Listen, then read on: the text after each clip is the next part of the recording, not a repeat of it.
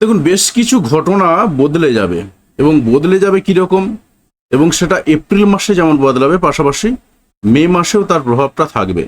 এবং এমন কিছু ডেট টাইম আপনাকে বলবো, যে টাইমটাতে বা যে ডেটটাতে বা যে ডেটের রেঞ্জটাতে যে সমস্ত বাচ্চারা জন্মাবে, সেই সমস্ত বাচ্চারা হবে হাইলি ট্যালেন্টেড। তো সম্পূর্ণ ভিডিওটা দেখতে থাকুন, তাহলেই পুরো ব্যাপারটা পরিষ্কার পরিচ্ছন্নভাবে বুঝতে পারবেন। আর যারা মনে করেন যে 5 সেকেন্ডে তাকে সব কিছু বলে দিতে হবে, আমি বলবো এখনই ভিডিও থেকে বেরিয়ে যেতে পারেন, অসুবিধা নেই। কারণ 5 সেকেন্ডে যেটা বলা সম্ভব না, সেটা আমি বলতে পারবো না, আমার দ্বারা সম্ভব না। তো এটা ডিটেলস অ্যানালিসিস ভিডিও, তাই এটা সবার ভালো নাও লাগতে পারে। তো যাদের ভালো লাগবে তারা অবশ্যই শুনবেন। যারা অ্যাস্ট্রোলজি সাবজেক্টটাতে নলেজ রাখতে চান, যারা পছন্দ করেন, ভালোবাসেন সাবজেক্টটাকে, যারা এটাকে নিয়ে চর্চা করতে চান, তাদের জন্য কিন্তু এটা খুব ভালো ভিডিও। তো প্রথমেই কয়েকটা জায়গা দেখে নিই, তারপর আমি রাশিভিত্তিক যে সমস্ত জায়গাগুলো আসবো সেটা বলে দেব। দেখুন, 14ই এপ্রিল 2026 দেখতে পাচ্ছেন। 14ই এপ্রিল 2026 যে সময়কার আমি তথ্যটা নিয়েছি, এই সময়ে কি ঘটনা ঘটছে, সূর্য অর্থাৎ সান যে প্রবেশ করেছে মেষ রাশিতে। তো মেষ রাশিতে প্রবেশ করেছে, এই অবস্থায় সে কাকে পাচ্ছে, সঙ্গে ভেনাসকে পাচ্ছে বা শুক্রকে পাচ্ছে। এবং 14ই এপ্রিলের ডেটা রয়েছে 2026 এবং প্লেস নিয়েছি আমি কলকাতা। এবারে দেখুন, টাইমটাও এখানে লেখা রয়েছে 7:30টার সময়, 19:30।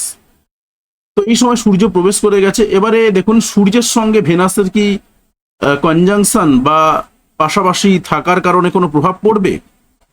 অনেক জ্যোতিষীরা বলবেন যে হ্যাঁ পড়বে, তার কারণ বৈদিক সিস্টেমে কিন্তু এটার প্রভাব রয়েছে। হ্যাঁ, বৈদিক সিস্টেমে কিন্তু প্রভাব রয়েছে এবং এর প্রভাবটা থাকে।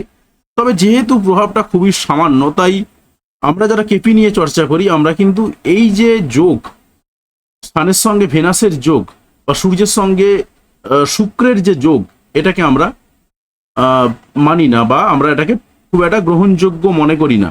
কারণ সূর্য এবং শুক্রের যদি পার্থক্য দেখা হয়, অনেক পার্থক্য রয়েছে। যেখানে সূর্য আজকে প্রবেশ করেছে এবং আমি যে সময় ডেটা নিয়েছি, সেই সময়ে 0°29'54" রয়েছে। আর সেই সময় ভেনাস কত রয়েছে না, 24°10'29", অর্থাৎ সূর্য প্রবেশ করেছে আর ভেনাস প্রায় শেষের দিকে এবং আস্তে আস্তে সে বৃষ রাশির দিকে টার্ন নিচ্ছে। তো স্বাভাবিকভাবেই কিন্তু এটা কনজাংশনে আসছে না। তো এবারে যেহেতু কনজাংশনে আসছে না, তাই এর প্রভাবগুলো কিন্তু খুব একটা পড়বে না। তাই এটাকে নিয়ে কিন্তু আমরা আলোচনা খুব একটা করব না। কিন্তু প্রবলেমটা হচ্ছে আর কয়েকটা দিন পরেতে, যখন সূর্য এখানে একা থাকবে এবং ভেনাস চলে আসবে বৃষ রাশিতে, তখন সূর্য কিন্তু একা থাকবে এবং সূর্য কিন্তু এই ঘরে তুঙ্গস্থ হয়, অর্থাৎ মেষ রাশিতে কিন্তু তুঙ্গস্থ হয়। স্বাভাবিকভাবে সূর্য থাকার ফলে কোন রাশির জীবনে কি প্রভাব পড়বে সেটাকে নিয়ে আমি ডিটেলস বলে দিয়েছি। এবারে আরো কয়েকটা জায়গা আসবে, সেটা কিরকম, সেটা হচ্ছে এর পরের যদি আমরা চার্টটা দেখি, তো তাহলে আরো ব্যাপারটা ক্লিয়ার হবে। দেখুন, আমি নিয়েছি এবারে 19শে এপ্রিল 2026-এর যে চার্ট, বা 19শে এপ্রিল 2026-এ কি ঘটনা ঘটবে বা কে কোথায় থাকবে, তার যদি আমরা হিসাবটা একটু দেখে নিই যে কে কোথায় বসে রয়েছে 19শে এপ্রিলের হিসাবে। সেখানে আমরা কি পাচ্ছি, সূর্যকে একা পাচ্ছি এখানে।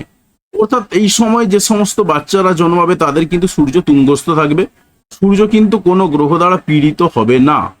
তো স্বাভাবিকভাবে তাদের কিন্তু সূর্য কিন্তু উচ্চস্থ থাকলো। সূর্য যেহেতু একা রয়েছে, তাই সূর্য কিন্তু একা থাকার কারণে সূর্য উচ্চস্থ সূর্যটা সে পাবে এবং সে কিভাবে তার মান সম্মান সেই সমস্ত জায়গাগুলো কিন্তু বজায় থাকবে এবং তার ভালো জায়গায় তিনি সম্মানিত হবেন। যে ফিল্ডেই যান না কেন, সেই ফিল্ডেই তিনি সম্মান পাবেন, সেরকমই কিন্তু দেখা যাচ্ছে। এবারে দেখুন, আমার এটাকে নিয়েও খুব একটা আলোচনা জায়গা নেই, তাই এই চার্টগুলোকে আমি সরিয়ে দিয়ে আরো একটা চার্ট নিয়ে আসছি, যেটা হলো কবের না, 30শে এপ্রিল 2026। 30শে এপ্রিল 2026-এর যদি আমরা চার্টটা দেখি, এই চার্টেতে কি রয়েছে, মার্কারি অর্থাৎ বুধ প্রবেশ করেছে এবং প্রবেশ করে কত ডিগ্রি আমরা দেখতে পাচ্ছি, 1 ডিগ্রিতে রয়েছে, অর্থাৎ সদ্য সে প্রবেশ করেছে। আর সূর্যের প্রায় মাঝামাঝি একটা সময় হয়ে গেছে, অর্থাৎ প্রায় 15-16 দিন সূর্য এই ঘরে চলে এসেছে, তাই স্বাভাবিকভাবে তার ডিগ্রিটা বেড়ে গেছে। মার্কারি বা বুধ সে রয়েছে 1°3'47" আর সূর্য রয়েছে 16°6'18" স্বাভাবিকভাবে এদের মধ্যে কি ক্লোজ কনজাংশন হচ্ছে? না, এদের মধ্যেও কিন্তু ক্লোজ কনজাংশন হচ্ছে না। তাহলে ক্লোজ কনজাংশন, তবে এই সময়টাতে যে সমস্ত বাচ্চারা জন্মাবে ক্লোজ কনজাংশন যদি নাও থাকে তা সত্ত্বেও কিন্তু তারা ট্যালেন্টেড হবে। কিন্তু এর পরে যে সমস্ত বাচ্চারা জন্মাবে সেই বাচ্চারা হবে হাইলি ট্যালেন্টেড। এবং সেটা কোন দিন সেটা আমি আপনাকে দেখিয়ে দিচ্ছি। দেখুন, আমি এবারে যে চার্টটা নিয়েছি এই চার্টটা কবেকারের চার্ট? এই চার্টটা হচ্ছে 10ই মে 2026। এবং 10ই মে 2026-এর চার্টেতে কি আমরা পাচ্ছি? আমরা দেখতে পাচ্ছি যেটা সূর্য, তার ডিগ্রি রয়েছে 25°47'29", আর মার্কারি রয়েছে 21°0'42". তো এর আগেতেও আমি আর একটা ডেটা নিতে পারি, তবে এই ডেটাটাকে নিয়ে আমি আপাতত ধরে চলছি। তো এর আগের আরেকটা ডেট রয়েছে, যে ডেট থেকে মেনলি শুরু হচ্ছে, অর্থাৎ প্রভাবটা শুরু হচ্ছে, সেটা কবে? সেটা হলো 5 তারিখ থেকে। আমরা যদি 5ই মে মাসের 5 তারিখ থেকে দেখি, এটা 10ই মে, এটা 5ই মে। তো 5ই মে যদি আমরা ডেটা দেখি তখন কি পাচ্ছি? মার্কারি রয়েছে 10°-তে, যাই হোক সেকেন্ড মিনিটটা আমি বাদ দিলাম, আর সান রয়েছে 20°-তে। তো স্বাভাবিকভাবে এদের পার্থক্য কত রয়েছে? 10°। যেহেতু সূর্যের তেজ প্রবল, তাই স্বাভাবিকভাবে কিন্তু সূর্য এবং বুধ পাশাপাশি থাকার ফলে এখানে কিন্তু ক্লোজ কনজাংশন তৈরি হচ্ছে, এবং 10°-র গ্যাপে থাকার কারণে ক্লোজ কনজাংশন তৈরি হচ্ছে। অর্থাৎ মে মাসের 5 তারিখ থেকে শুরু করে মে মাসের 10 তারিখ পর্যন্ত যে সমস্ত বাচ্চারা জন্মাবে সেই সমস্ত বাচ্চারা হবে হাইলি ট্যালেন্টেড। এবং 10 তারিখে যদি আমরা দেখি, এখানে মার্কারি রয়েছে, অর্থাৎ বুধ রয়েছে 21°-তে থাকবে, আর সূর্য থাকবে 25°-তে। স্বাভাবিকভাবে কিন্তু খুব কাছাকাছি থাকবে। এবার প্রশ্ন হচ্ছে যে 10 তারিখের পরে যারা জন্মাবে তারা কি ট্যালেন্টেড হবে না? হ্যাঁ, তারাও ট্যালেন্টেড হবে।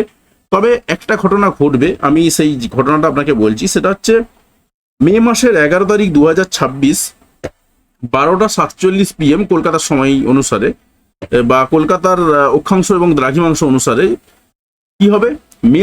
মেষ রাশিতে প্রবেশ করবে মঙ্গল। অর্থাৎ এই যে মঙ্গল রয়েছে, এই মঙ্গল কি হবে?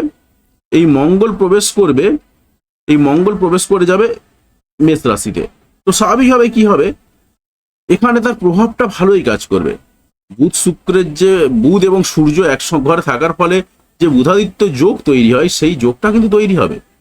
মার্স প্রবেশ করে যাওয়ার ফলে কি খারাপ কিছু হবে না? খারাপ কিছু হবে না। একটু বুদ্ধির ক্ষেত্রে বা বুদ্ধি নেওয়ার ক্ষেত্রে বা সিদ্ধান্ত নেওয়ার ক্ষেত্রে একটু তাড়াহুড়ো করবে, আর কিন্তু কিছু হবে না। অর্থাৎ একটু তার চিৎকার চেঁচামেচিগুলো বেড়ে যাবে। কিন্তু তার আগেতে, অর্থাৎ 10 তারিখের মধ্যে যে সমস্ত বাচ্চারা জন্মাবে তাদের কিন্তু বুদ্ধিমত্তাটা হবে চরম পর্যায়ে, এবং তারা হবে ধীর হবে। তো যদিও বা 10 তারিখের রেসপেক্টে যদি আমরা দেখি, 10 তারিখের রেসপেক্টে দেখুন 21°-25°, অর্থাৎ একেবারে ক্লোজ ভাবে রয়েছে, ক্লোজ কনজাংশনে রয়েছে। স্বাভাবিকভাবে এই প্রভাবটা কিন্তু অনেক বেশি মাত্রায় পড়বে। এবার দেখুন আপনার জীবনে কি প্রভাব পড়বে এই 5 তারিখ থেকে শুরু করে 10 তারিখের মধ্যে। 5 তারিখ থেকে শুরু করে 10 তারিখের মধ্যে যদি আমরা দেখি, 5ই মে থেকে 10ই মে, তো এই সময়টাতে যে ঘটনাগুলো ঘটবে, দেখুন যাদের জন্মছকে বুধাদিত্য যোগ রয়েছে তাদের এই সময় বুদ্ধির বিকাশ ভালোভাবে কাজে লাগাতে পারবেন। যাদের বুধ এবং সূর্যের দশা কিংবা অন্তর্দশা চলছে, এবং বুধ সূর্যের কম্বিনেশনে এই মুহূর্তে চলছে, একটা অন্তর্দশা, এবং বুধাদিত্য যোগ তৈরি হয়ে রয়েছে, তারা কিন্তু এই সময় ভালো বুদ্ধিটাকে কাজে লাগাতে পারবে। এবার দেখুন এই যে বুধাদিত্য যোগটা তৈরি হচ্ছে, বুধ এবং সূর্য এক ঘরে থাকার ফলে, এই বুধাদিত্য যোগটা কিন্তু অনেক হাই বুধাদিত্য যোগ। তার কারণটা কি? এটা হচ্ছে অগ্নিতত্ত্বের ঘর। এই অগ্নিতত্ত্বের ঘরেতে যখন বুধ এবং সূর্য একসঙ্গে প্রবেশ করে এবং একসঙ্গে ক্লোজ কনজাংশন থাকে, তখন কিন্তু সেইটা আরো জোরালো হয়। এটা যদি এই জায়গাতে না থেকে যদি জল রাশিতে থাকতো, মনে করুন কর্কট রাশিতে তৈরি হচ্ছে এই যোগটা, তাহলে কি হতো? না, তাহলে কিন্তু অতটা এফেক্টিভ হতো না। তার কারণ এই জায়গাতে দাঁড়িয়ে বুধ এবং সূর্য এক ঘরে থাকলেও, বুধাদিত্য যোগ তৈরি হলেও কিন্তু কি হবে? যে সময়টাতে তার বুদ্ধিটা কাজে লাগানো দরকার, সেই সময়টাতে সে বুদ্ধিটা কাজে লাগাতে পারবে না। এটা কর্কট রাশির ক্ষেত্রেও যেমন সত্যি, বৃশ্চিক রাশির ক্ষেত্রেও তেমন সত্যি, পাশাপাশি মীন রাশির ক্ষেত্রেও কিন্তু সত্যি। অর্থাৎ এই তিনটে কিন্তু জল রাশি, তাই এইখানে থাকলে কিন্তু এরা বুদ্ধিটা অতটা কাজে লাগাতে পারবেন না। তার কারণ আপনি যদি দেখেন জল রাশির যারা মানুষ রয়েছেন তারা কিন্তু একটু অন্যান্য রাশির তুলনায় একটু সহজ সরল হয়, একটু কোমল হৃদয়ের হয়, তো স্বাভাবিকভাবেই এই জায়গাগুলো কাজ করে। এবারে আপনি বলবেন যে তাহলে যদি বৃষ রাশিতে থাকতো, যদি বৃষ রাশিতে থাকতো তাহলে কি হতো? বৃষ রাশিতে যদি বুধ এবং সূর্য একই ঘরে থাকতো তাহলে কি ঘটনা ঘটতো? দেখুন, বুধ এবং সূর্য যদি বৃষ রাশিতে যদি থাকতো বা যখন আসবে একই সঙ্গে, কিংবা যাদের বুধ এবং সূর্য বৃষ রাশিতে রয়েছে এক ঘরেতে, বৃষ রাশি হতে পারে, সেটা সেটা কন্যা রাশি হতে পারে, আর সেটা মকর রাশি হতে পারে। এই তিনটে হচ্ছে পিতৃ রাশি। পিতৃ রাশিতে হলে কি হয়, বা পৃথিবী রাশি, মাটি তত্ত্ব যদি আমরা বলি, তো এইখানে কি হয়, এরা বুদ্ধি কাজে লাগাতে পারে। হ্যাঁ, এরাও বুদ্ধি কাজে লাগাতে পারে, কিন্তু অগ্নিতে যতটা বুদ্ধি দ্রুততার সঙ্গে কাজ করে, এখানে কিন্তু ততটা কাজ করে না। এবার আপনি যদি দেখেন বৃষ রাশির মানুষজনকে যদি দেখেন, পার্থক্য সামান্য বুঝতে পারবেন। দেখুন, বৃষ রাশির, তার সঙ্গে কন্যা রাশি, এবং তার সঙ্গে আমি যদি দেখি মকর রাশি, এরা তিনটেই কিন্তু এরা পিতৃতত্ত্বের রাশি। তো পিতৃতত্ত্বের রাশি হওয়ার কারণে এরা কি হয়, এদের কিন্তু সহ্য ক্ষমতা অনেক বেশি, এরা অনেক কিছু জিনিস মানিয়ে নিতে পারে। বৃষ রাশির মানুষকে দেখবেন একটু হাসি মুখে থাকেন, কিন্তু ভেতরে ভেতরে অনেক কষ্ট, ব্যথা, বেদনা অনেক কিছু রয়েছে, তারা কিন্তু সমস্ত কিছুকে মানিয়ে নিয়েই চলছে। অর্থাৎ বৃষ রাশির যারা মানুষ হন তারা কিন্তু অনেক বেশি কষ্টকে সহ্য করতে পারেন, ওদের ক্ষমতাটা অনেক বেশি। কারণ দেখবেন, মাটির উপরে যতই আমরা আঘাত করি না কেন, সেই মাটি কিন্তু সেই আঘাত সহ্য করে নেয়। তো সেই হিসাবে বৃষ রাশি এটা সহ্য করে। তাহলে কি কন্যা রাশিরা সহ্য করে না? কন্যা রাশিরা সহ্য করে, কিন্তু কন্যা রাশিরা বৃষ রাশির তুলনায় একটু কম সহ্য করে, কিন্তু মকর রাশিরা আর একটু কম সহ্য করে। কিন্তু এরা তিনজনেই এটা সহ্য করতে পারে, অর্থাৎ বাস্তব পরিস্থিতিটাকে মানিয়ে নিয়ে চলার ক্ষমতা এদের প্রচুর পরিমাণে রয়েছে, এবং এরা কিন্তু অনেক কিছু জিনিস সহ্য করে নেয়, মুখ বুঝেও সহ্য করে নিতে পারে। সেই ক্ষমতা বা সেই সহ্য ক্ষমতা কিন্তু এদের মধ্যে দেওয়া রয়েছে।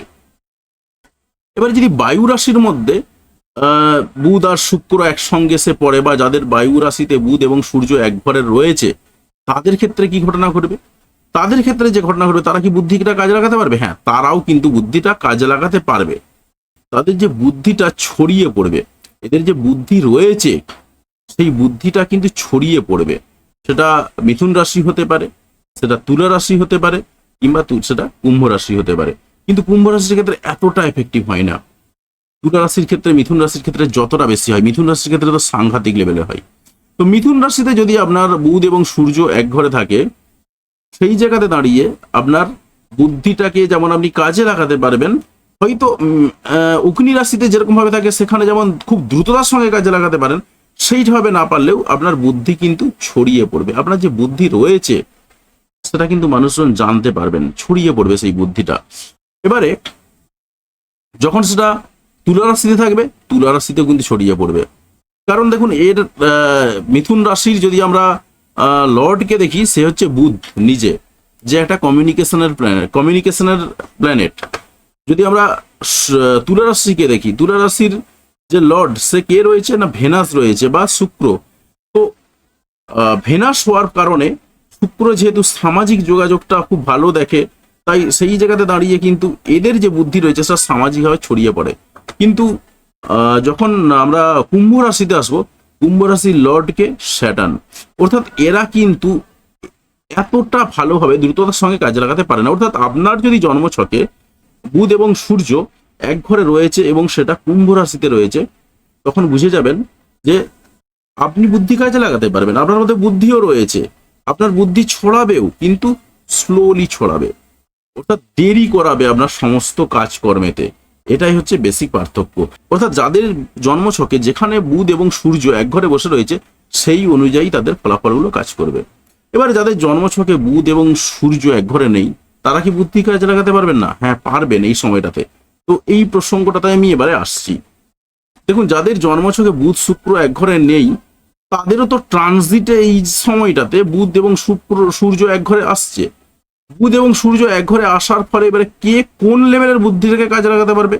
মেষ রাশি কি করবে? নিজের জায়গাতে বা নিজের বুদ্ধিমত্তা দিয়ে অনেক কিছু করতে পারবে। নিজের যে কোনো কাজকর্মের জন্য তিনি বুদ্ধিটাকে কাজে লাগাতে পারবেন। এবং এই সময় মেষ রাশির মানুষদের বুদ্ধিমত্তাটাও চরমে থাকবে এবং কি করে বুদ্ধি কাজে লাগিয়ে কিছু করতে হয় সেটাও কিন্তু সেই ক্ষমতাটা থাকবে। বৃষ রাশির ক্ষেত্রে কি ঘটবে? বৃষ রাশির দেখুন, বৃষ রাশির এই সময়টাতে কি ঘটনা ঘটবে? বৃষ রাশির যদি আমরা ভেনাসকে বাদই দিই, ভেনাস তো এই সময়টাতে রয়েছে এই ঘরেতে, অন্য সময়তে নাও থাকতে পারে। ভেনাসকে যদি আমরা বাদ দিয়ে দিই কি হবে তখন? বুধ আর সূর্য এই ঘরে থাকার ফলে বৃষ রাশিটা কি করবে? তাদের খরচপাতির জায়গাটাতে তারা ব্যালেন্স করতে সক্ষম হবেন। অর্থাৎ কি করে তার খরচপাতিটাকে ব্যালেন্স করা যায় সেটা কিন্তু বুঝতে পারবেন। পাশাপাশি যে কোনো ব্যাপারে 12 নম্বর ঘটিত যে সমস্ত কাজকর্মগুলো রয়েছে সেটার হতে পারে সেটা খরচপাতি, মেনলি যেটা খরচপাতি দেখা হয়, বিদেশ যাত্রা যদি হয় তো বিদেশ যাত্রার ক্ষেত্রে তিনি বুদ্ধি লাগাতে পারবেন। যদি হসপিটালাইজ কোনো জায়গা থাকে সেই জায়গাতে তিনি বুদ্ধিটাকে কাজে লাগাতে পারবেন। অর্থাৎ এই ফ্যাক্টরগুলো কিন্তু তিনি কাজে লাগাতে পারবেন। মিথুন রাশির ক্ষেত্রে কি ঘটনা ঘটবে? মিথুন রাশির এই সময়টা অর্থাৎ যে সময়টাতে বুধ এবং সূর্য এক ঘরে থাকবে সেই সময়টাতে তার মধ্যে কি হবে? বড় ভাই বোন যারা রয়েছেন তাদের সঙ্গে কোনো বুদ্ধিমত্তা দিয়ে তাদেরকে সহযোগিতা করতে পারবেন কিংবা তাদের থেকে কোনো বুদ্ধিমত্তা পাবেন। অর্থাৎ বুদ্ধির খেলাটা কিন্তু এই সময় চরম পর্যায়ে থাকবে। যারা দীর্ঘস্থায়ী বন্ধু বান্ধব রয়েছেন তাদের সঙ্গে বুদ্ধিভিত্তিক কোনো লেনদেন সংক্রান্ত কোনো ঘটনা ঘটবে। অর্থাৎ পুরোটাই কিন্তু ইন্টেলেকচুয়াল লেনদেনের ঘটনা ঘটবে। এবারে যদি কর্কট রাশির ক্ষেত্রে ঘটে, কর্কট রাশির ক্ষেত্রে কি তারা কি কাজে লাগাবে? কর্কট রাশির মানুষজনদের ক্ষেত্রে তো এটা 10 নম্বর ঘর হচ্ছে, স্বাভাবিকভাবেই তার কর্মের জায়গাতে কি ঘটনা ঘটবে সেটা আমি বলেছিলাম। পাশাপাশি মার্কারি প্রবেশ করার ফলে তার এক মধ্যে একটু অস্থিরতা চঞ্চলতা কাজ করবে। কিন্তু যেহেতু বুধ এবং সূর্য এক ঘরে থাকবে তাই স্বাভাবিকভাবে এই সময়টাতে তিনি বুদ্ধিটা একটু কাজে লাগাতে পারবেন এবং তার কর্মের জায়গাটা ঠিকঠাক করতে পারবেন। এবারে দেখুন, যাদের জন্মছকে বুধ এবং সূর্য একই ঘরে রয়েছে তারা এটা ভালোভাবে কাজে লাগাতে পারবেন, আর যাদের নেই তারা একটু কমভাবে কাজে লাগাতে পারবেন, আর কিছু নয়। এবারে যদি আমি দেখি সিংহ রাশির ক্ষেত্রে কি ঘটনা ঘটবে। সিংহ রাশির 9 নম্বরের জায়গাটা আসছে, স্বাভাবিকভাবে সে কি হবে? তার ক্ষেত্রে এই সময়টাতে সে বুদ্ধিমত্তাটা কোথায় কাজে লাগাবে না, তার দেশের মধ্যে কোনো ভ্রমণের পারপাসে তিনি কাজে লাগাতে পারেন। দেশের ভ্রমণ বাদ দিয়ে তার উচ্চশিক্ষার জায়গাতে তিনি কাজে লাগাতে পারেন। তার সঙ্গে সঙ্গে তার ভাগ্যের জায়গাতে তিনি বুদ্ধিমত্তা কাজে লাগাতে পারেন। অর্থাৎ সিংহ রাশির ক্ষেত্রে এই ঘটনাগুলো ঘটবে। এবার যদি আমরা কন্যা রাশির ক্ষেত্রে আসি, কন্যা রাশির কি হচ্ছে? এটা 8 নম্বর ঘর। তো স্বাভাবিকভাবে কন্যা রাশির মানুষরা যারা স্পিরিচুয়াল লাইনে রয়েছেন তারা স্পিরিচুয়াল জায়গাতে বুদ্ধিমত্তাটা কাজে লাগাতে পারবেন। পাশাপাশি আর কি ঘটনা ঘটবে? যারা রিসার্চ লাইনে রয়েছেন, রিসার্চ করছেন, তারা এই সময়টাতে কি করবেন না, রিসার্চের কাজে কিন্তু ভালো মন দিতে পারবেন এবং এই সময়টাতে বুদ্ধিমত্তাটা চরম পর্যায়ে কাজ করবে। তবে আমি যেটা বললাম 5 তারিখ থেকে 10 তারিখের মধ্যে, 10 তারিখের পরে যখন মার্স প্রবেশ করে যাবে তখন কিন্তু হঠকারিতা বেড়ে যাবে আপনার মধ্যে। তো এবারে যদি তুলা রাশির ক্ষেত্রে বলি, তুলা রাশির ক্ষেত্রে কি ঘটনা ঘটবে? তুলা রাশির জায়গাতে কি আসছে না, তুলা রাশি যদি পার্টনারশিপ বিজনেসে যান এই সময়টাতে তুলা রাশির ক্ষেত্রে কিন্তু খুব ভালো হবে। পার্টনারশিপ বিজনেসে যদি যান, পার্টনারশিপ বিজনেসটাকে আপনি খুব ভালো মাত্রায় নিয়ে যেতে পারবেন এবং বুদ্ধিমত্তা অ্যাপ্লাই করে আপনি পার্টনারশিপ বিজনেসটা চালিয়ে যেতে পারবেন বা শুরু করতে পারবেন। পাশাপাশি যদি আপনি বিবাহ করতে যান এই সময়টাতে দাঁড়িয়ে বিবাহের জায়গাতেও আপনি বুদ্ধিমত্তাটাকে কাজে লাগাতে পারবেন। এবার হয়তো অনেকে বলবেন বিবাহের জায়গাতেও বুদ্ধিমত্তা, হ্যাঁ বুদ্ধিমত্তা সব জায়গাতেই লাগে। তো যারা প্রবলেমে ফেসেছেন তারাই বুঝবেন, সবাই তো আর বুঝতে পারবেন না। তো বুদ্ধিমত্তা কিন্তু সব জায়গাতেই লাগে। বৃশ্চিক রাশির ক্ষেত্রে কি ঘটনা করবে? কাজের জায়গাতে তিনি যে পরিশ্রম করেন সেই পরিশ্রমের জায়গাটাতে এই মুহূর্তে বৃশ্চিক রাশির মানুষরা কি করে শর্টকাটে কাজকর্ম করতে হয় সেই জায়গাটাকে কিন্তু ভালো অ্যানালিসিস করতে পারবেন। বৃশ্চিক রাশির মানুষজনরা এই সময়টাই কিন্তু কাজে লাগাবেন। অর্থাৎ 5 তারিখ থেকে মে মাসের 5 তারিখ থেকে মে মাসের 10 তারিখে, এখনো অনেকটা সময় বাকি রয়েছে, আমি আগে ভাগে বলে দিলাম। তো এই সময়টাতে কিন্তু আপনারা এই জায়গাটা কাজে লাগান, অর্থাৎ আপনার কর্মের জায়গাতে কি করে আরো শর্টকাটে কাজ করা যায় সেই বুদ্ধিমত্তা কাজে লাগান, তাহলে আপনার ভালো কাজে লাগবে। এরপরে আমি আসছি ধনু রাশির মানুষদের ক্ষেত্রে কি ঘটবে। ধনু রাশির মানুষজনরা কি করবেন, এই সময়টাতে প্রেমের ক্ষেত্রে বুদ্ধিমত্তা কাজে লাগাতে পারবেন। পাশাপাশি সন্তানকে কোনো বুদ্ধিমত্তা আপনি দিতে পারেন এই সময়টাতে, সেই জায়গাতে দাঁড়িয়ে সন্তানরাও বুদ্ধিমত্তার রিলেটেড কোনো কাজকর্ম করতে পারেন, সন্তানকে কোনো বুদ্ধি দিতে পারেন, যে কোনো পারপাসে আপনি দিতে পারেন। তার সঙ্গে সঙ্গে এই সময়টাতে সব থেকে উপকার যেটা হবে সেটা হচ্ছে আপনার ট্যালেন্টের বিকাশ। ট্যালেন্টের বিকাশ এমনি আপনাকে বলেছিলাম যে সূর্য আসার ফলে হবে, সেই ট্যালেন্টের বিকাশটা আরো বেশি ত্বরান্বিত হবে যখন বুধ এবং সূর্য একই ঘরে থাকবে এবং ক্লোজ কনজাংশনে থাকবে। তখন কিন্তু আপনার ট্যালেন্টের বিকাশটা আরো বেশি মাত্রায় ঘটতে থাকবে এবং সেই ট্যালেন্টের বিকাশটা আপনি কাজে লাগাতে পারবেন এবং এই ট্যালেন্টের বিকাশটাকে কাজে লাগিয়ে আপনি কিন্তু অনেকটা দিন ফসল তুলতে পারবেন। তো এরপরেতে আমি বলবো মকর রাশির ক্ষেত্রে। মকর রাশির ক্ষেত্রে কি ঘটনা ঘটবে, মকর রাশির যে জায়গাটা আসছে হাইলাইটেড হচ্ছে, সেই জায়গাটা হচ্ছে মকর রাশির সুবর্ণ সুযোগ হচ্ছে 5 তারিখ থেকে 10 তারিখের মধ্যে। অবশ্যই তার সঙ্গে চার্টের সাপোর্ট একটা থাকতে হবে। যদি চার্টের সাপোর্ট থাকে তো খুব ভালো, আর যদি নাও থাকে এই যোগটা যেহেতু একটা স্ট্রং যোগ, অর্থাৎ বুধ এবং সূর্য এক ঘরে থাকার ফলে যেহেতু এই সময়টা বুদ্ধিমত্তা আপনার চরম পর্যায়ে কাজ করবে, আপনি কোন জায়গাতে কাজে লাগাবেন, আপনি লাগাবেন বাড়ি কেনা কিংবা গাড়ি কেনা কিংবা বাড়ি বেচা কিংবা গাড়ি বেচা, এই পারপাসে এই সময়টাতে কাজে লাগান, আপনি কিন্তু বুদ্ধিমত্তাটাকে আপনার চরম পর্যায়ে কাজে লাগাতে পারবেন। পাশাপাশি যারা পড়াশোনা করছেন, পড়াশোনার জায়গাতেও কিন্তু আপনারা বুদ্ধিমত্তাটাকে আপনার ভালোভাবে কাজে লাগাতে পারবেন এই সময়টাতে। এরপরে আমি আসছি কুম্ভ রাশির ক্ষেত্রে। কুম্ভ রাশির ক্ষেত্রে কি ঘটনা ঘটবে, দেখুন কুম্ভ রাশির যে যে জায়গাটা আসবে সেটা হচ্ছে কমিউনিকেশন।